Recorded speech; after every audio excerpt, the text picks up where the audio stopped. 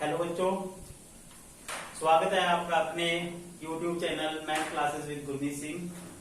जो क्लासेस हमारी घर से पढ़ाओ अभियान के तहत सरकार द्वारा चलाई जा रही हैं। तो आज हम जो हमारा फर्स्ट चैप्टर है रिलेशन एंड फंक्शन वो शुरू करते हैं। ये चैप्टर शुरू करने से पहले जो आपने प्लस वन क्लास में रिलेशन एंड फंक्शंस जो सेकंड चैप्टर होता था और एक फर्स्ट चैप्टर था सेट, ठीक है, इन दो चैप्टर्स की रिकैपिटुलेशन करते हैं कि हमने वहां पे क्या पढ़ा था। ठीक है, जब आपको प्लस वन का बेसिक क्लियर होगा, जब आपको प्लस वन क्लास का बेसिक क्लियर होगा तभी तो आप ये प्लस टू क्लास का रिलेशन एंड फंक्शन करेंगे। ठीक है, तो यानी कि वो छोटा भाई था और ये बड़ा भाई है। ठीक है, रिलेशन एंड फंक्शंस आपने जो प्लस वन क्लास में पढ़ा था वो फर्स्ट पार्ट था, वॉल्यूम 1 था, और ये वॉल्यूम 2 है। ठीक है, तो उसमें प्लस वन क्लास में सबसे पहले आपने पढ़ा था सेट्स। सेट क्या होता है? ठीक है, सेट एक ऐसी कलेक्शन होती है जो वेल डिफाइंड हो। ठीक है, एक collection of well defined objects. ठीक है, अब कलेक्शन तो कई तरह की होती है, ठीक है, लेकिन ऐसी कलेक्शन जो वेल डिफाइंड हो उसको हम बोलते हैं सेट। अब जैसे कि मैं कहता हूं collection of boys in your class, तो आपकी कक्षा में, आपकी क्लास में जो लड़के हैं उनका सेट, उनकी कलेक्शन, तो वो क्या होगा? सेट होगा, क्योंकि डिफाइंड है। आपको पता है कि किन के बारे में बात कर रहे हैं हम, किन के बारे में बात कर रहे हैं? प्लस वन क्लास के लड़कों के बारे में। ठीक है, लेकिन अगर मैं कहता हूं एक collection of intelligent boys in your class, the word intelligent is not defined, क्योंकि जो वर्ड इंटेलिजेंट है वो डिफाइंड नहीं है। आप मतलब श्योरली ये नहीं बता सकते कि कौन से बच्चे इंटेलिजेंट हैं और कौन से नहीं है। मार्क्स को देखकर हम इंटेलिजेंसी का पता नहीं लगा सकते। ठीक है, तो जो वर्ड्स टैलेंटेड, इंटेलिजेंट, ठीक है, इस तरह के जो किसी की क्वालिटी को रिप्रेजेंट करते हैं, ऐसे वर्ड अगर यूज हो रहे हैं कलेक्शन में, तो वो जो है वो कलेक्शन आपकी सेट नहीं मानी जाती। ठीक है, तो उसके बाद आपने पढ़ा था ऑर्डर्ड पेयर। ऑर्डर्ड पेयर क्या होता है इसका भी मैं एक एग्जांपल लेता हूं। मान लो आपके पास दो क्लासें हैं, मतलब आपके स्कूल में प्लस वन क्लास, उसको हमने ए सेट मान लिया है, और प्लस टू क्लास उसको बी सेट। ठीक है, तो हमने क्या करना है, टीमें बनानी है दो दो बच्चों की। ठीक है, हमने क्या करना है, दो दो बच्चों की टीमें बनानी है, और जो पहला बच्चा है वो प्लस वन क्लास से हो और दूसरा बच्चा हो जो है वो प्लस टू क्लास से हो। यानी कि प्लस वन क्लास से हमने ए ले लिया है और प्लस टू क्लास से हमने बी ले लिया है। अगर मैथमेटिकल वे में बात करें, सेट ए का हमने ए एलिमेंट ले लिया और सेट बी का हमने बी एलिमेंट ले लिया, तो एक पेयर बनेगा हमारा A B, where A belongs to capital A and B belongs to capital B. इस पेयर को हम क्या बोलते हैं?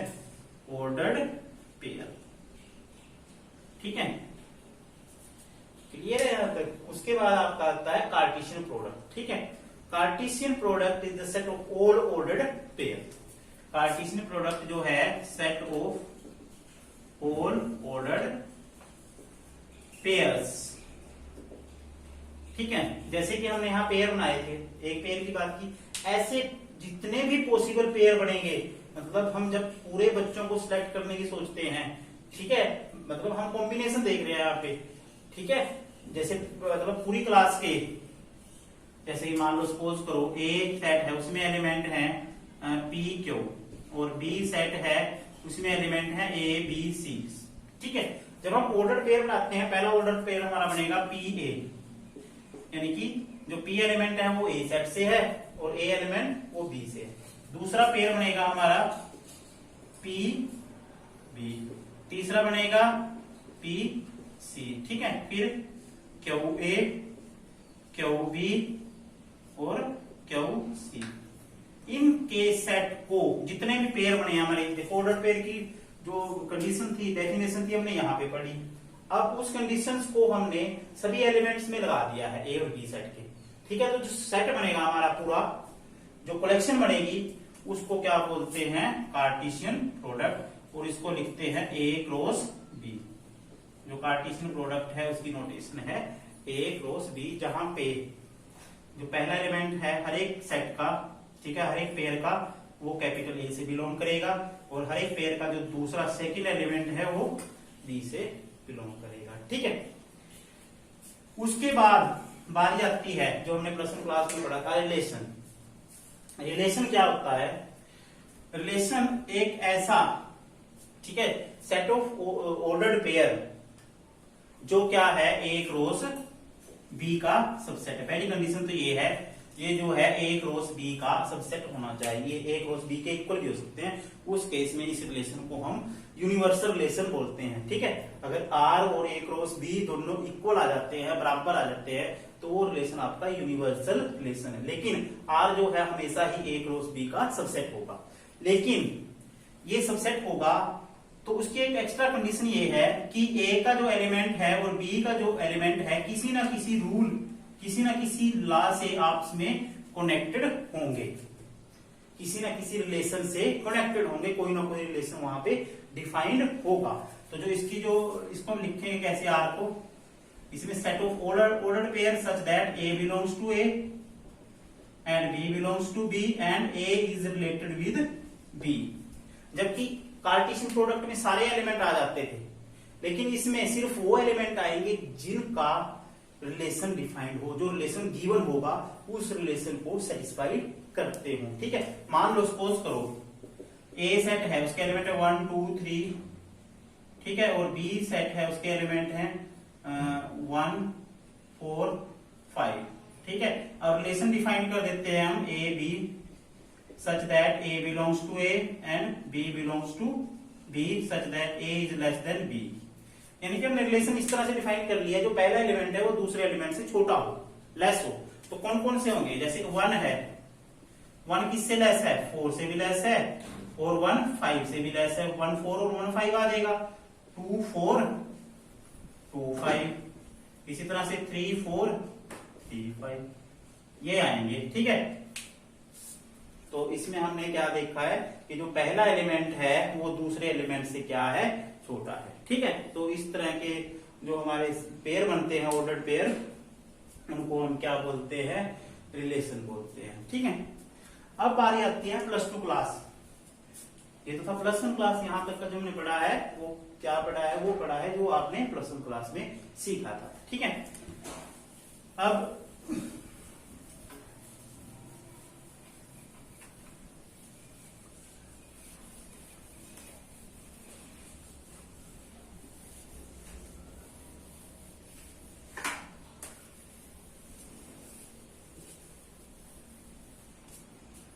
बारी आती है टाइप्स ऑफ रिलेशंस।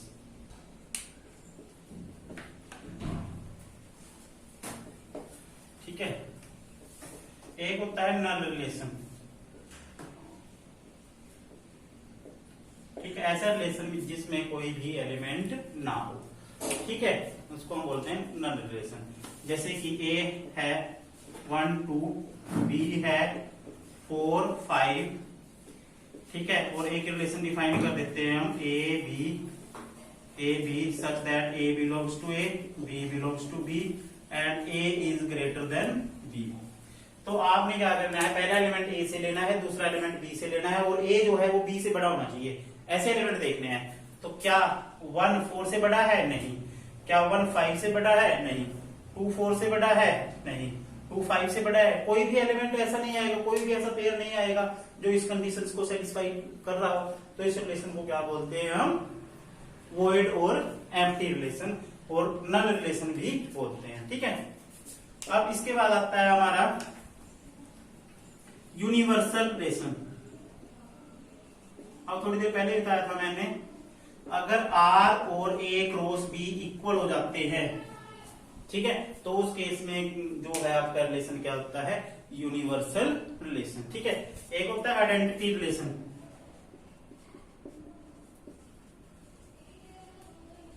जिसमें सिर्फ एलिमेंट इस फॉर्म के हों ए, ठीक है, such that A belongs to ए।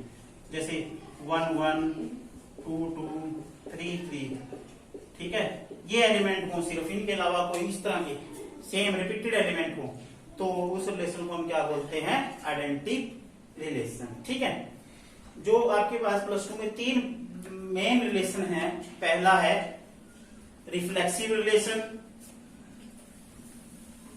पहला रिलेशन क्या है,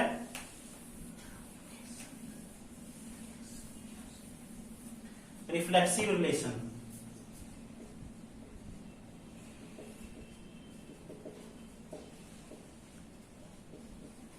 ठीक है, तो मान लो ए कोई सेट है, उस पे जो है रिलेशन डिफाइंड है, एक रो से पे कार्टेशियन प्रोडक्ट आर जो है इसका सब सेट है एक रोज बी का। ठीक है,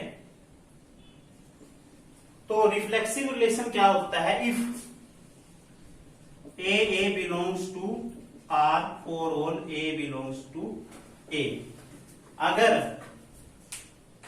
ठीक है, ए सेट है, ठीक है, उसका हर एक एलिमेंट अपने से रिलेटेड हो, if A related with A for all A belongs to A, ठीक है, मतलब अपने से रिलेटेड। एक बात इसमें ध्यान रखनी है, आइडेंटिटी रिलेशन और रिफ्लेक्सिव रिलेशन में डिफरेंस क्या है। देखो इसमें भी ए लिखा हुआ है, नहीं इसमें भी ए लिखा है, ठीक है, दोनों में मैंने ए लिखा है, फिर एक को लिख दिया मैंने आइडेंटिटी रिलेशन, एक को कह दिया रिफ्लेक्सिव रिलेशन।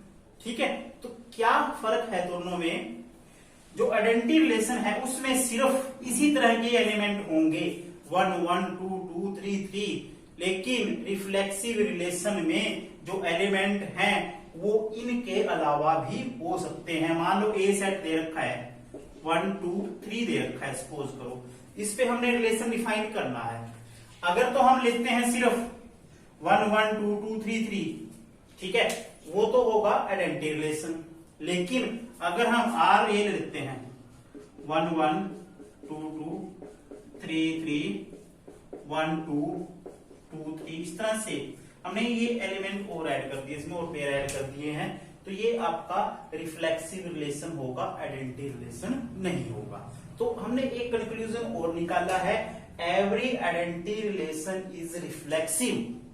क्यों? क्योंकि जो आइडेंटिटी रिलेशन है रिफ्लेक्सिव रिलेशन की इस कंडीशन को सेटिस्फाई करता है, लेकिन हर एक रिफ्लेक्सिव रिलेशन आइडेंटिटी रिलेशन नहीं होता। क्यों नहीं होता? क्योंकि इसमें एक्स्ट्रा एलिमेंट भी आ सकते हैं, जबकि आइडेंटिटी रिलेशन में सिर्फ 1 1 2 2 3 3 ये जो है वो एलिमेंट आते हैं। ठीक है, जो हमारा सेकंड है वो है सिमेट्रिक रिलेशन।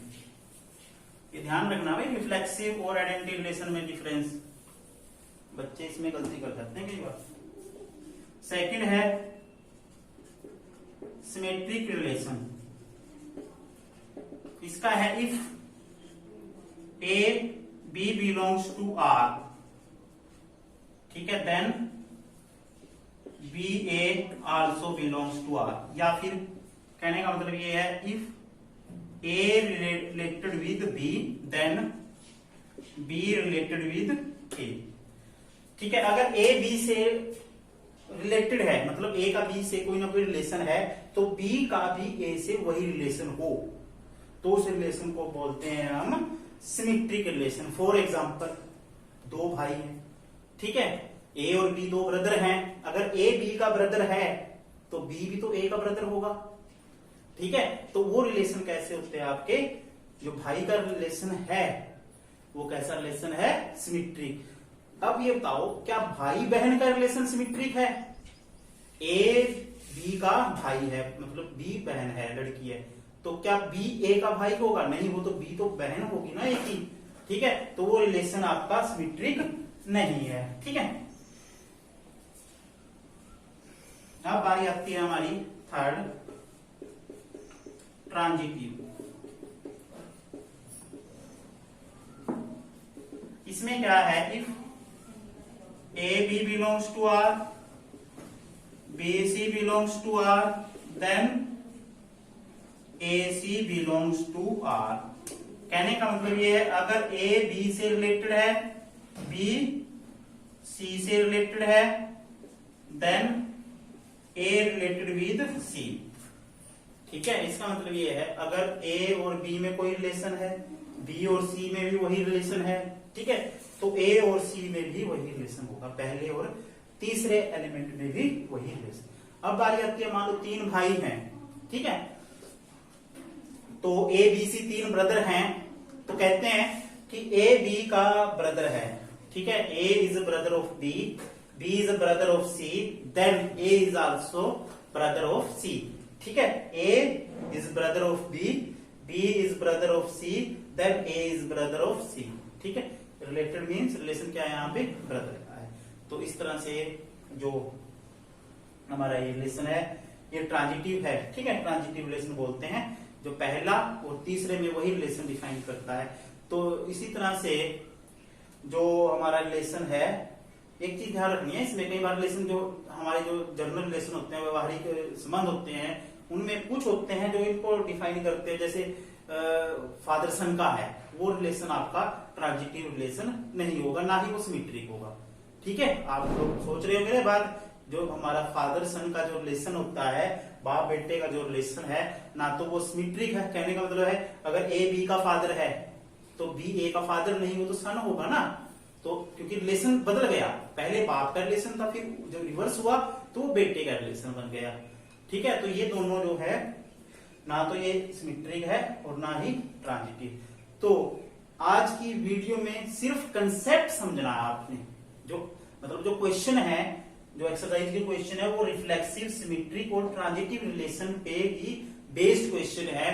आपको रिलेशन दिया होगा, आपने चेक करना है whether it is reflexive, symmetric और ट्रांजिटिव। ठीक है, कंसेप्ट को ध्यान से समझना है, ध्यान से देखना है, +1 क्लास की बुक उठाना, उसमें रिलेशन फंक्शन को एक बार आपने देख लेना है क्या कुछ उसमें किया है।